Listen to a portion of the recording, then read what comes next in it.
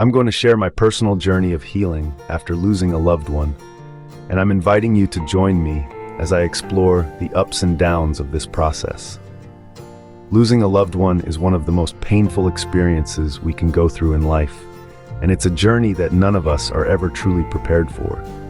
The overwhelming emotions, the feeling of emptiness, the struggles to come to terms with what's happened. It's a whirlwind of chaos that can be incredibly difficult to navigate. But in the midst of all this uncertainty, there's one thing that can make all the difference: family support.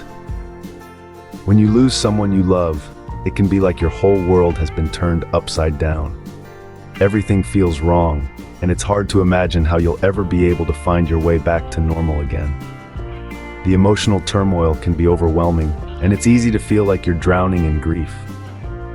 You might find yourself questioning everything, wondering why this had to happen, and trying to make sense of the senseless.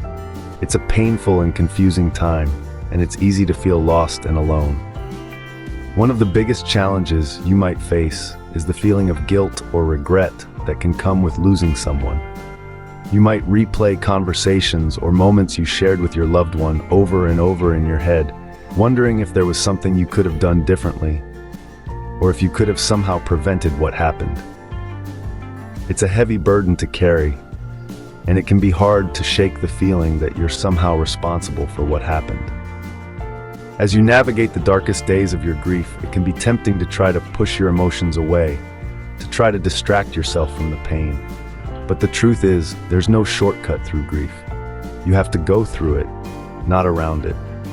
And that can be a really scary thought, because it means facing the pain head on and allowing yourself to feel the emotions, no matter how overwhelming they might seem.